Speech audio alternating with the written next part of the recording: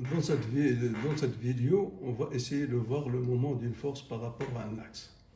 Donc, comme vous voyez, le moment d'une force, c'est la capacité d'une force à faire tourner un solide autour d'un axe delta. Comme vous voyez ici, il y a une force qui s'exerce sur les clés à molette pour ouvrir l'écrou.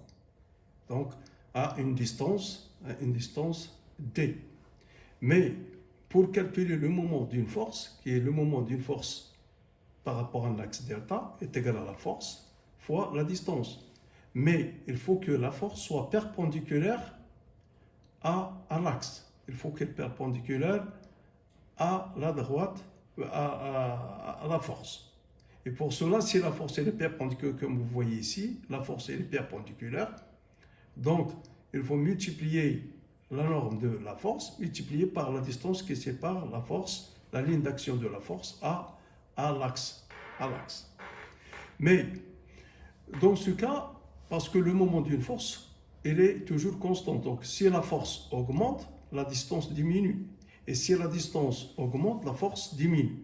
Et c'est ça pour cette raison pour avoir une force qui est très petite, donc il faut augmenter la distance. Il faut augmenter la distance et le moment, d'une façon générale, c'est une force multipliée par la distance. Mais dans le cas où la force est perpendiculaire à l'axe. Dans le deuxième cas, dans certains cas, la force n'est pas perpendiculaire à l'axe. Comme vous voyez sur le schéma ici. Donc pour ouvrir cet écrou, il applique une force qui n'est pas perpendiculaire. Pour cette raison, donc il faut faire la droite d'action de cette force et on projette à l'axe de rotation. Donc et on calcule la distance. Donc la distance D est égale à F sin phi, ou bien on peut chercher cette force perpendiculaire. Et la force perpendiculaire à cette distance. Et on calcule cette distance. Donc cette distance est égale à D sinus phi. Donc de cette façon, donc, le moment de delta de F est égal à F fois D fois sinus phi.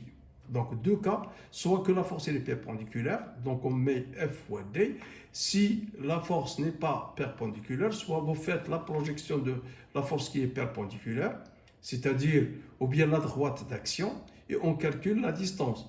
Et la distance est égale à la distance, c'est-à-dire R pour la force qui est perpendiculaire, donc c'est D sinus phi.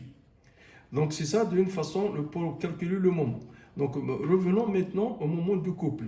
Le moment du couple, vous avez deux forces F1 et F2 de même intensité, mais de directions différentes. Elles sont de sens opposés, mais de directions qui sont opposées. Donc F est égal à F1 est égal à F2. Donc le moment de couple est égal. Et bien sûr, j'ai oublié dans le cas du moment de force, le sens. Parce que c'est une valeur qui est algébrique. Si la force fait tourner dans le sens choisi, ça veut dire qu'elle est positive.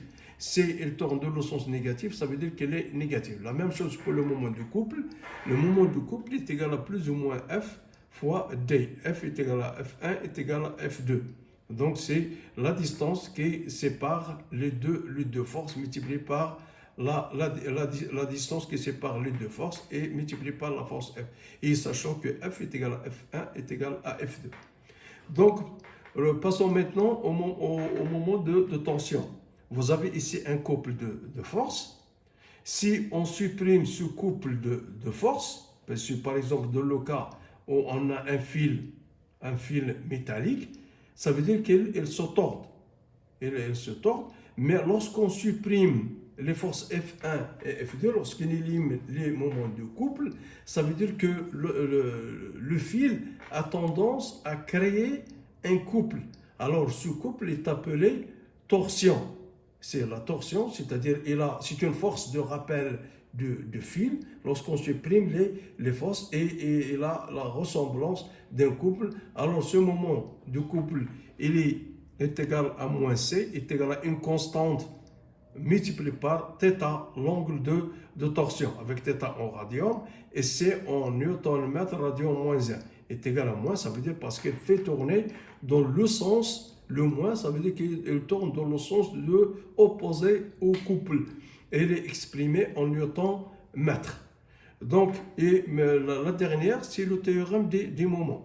Le théorème des moments, lorsque vous entendez parler du théorème des moments, est égal à sigma des moments de F par rapport sigma des moments des forces par rapport à delta est égal à 0. Et sachant que toute force qui coupe l'axe de rotation, il a un moment qui est nul. Et toute force qui est parallèle à l'axe de rotation, il a un moment qui est nul. Donc, et merci de votre attention.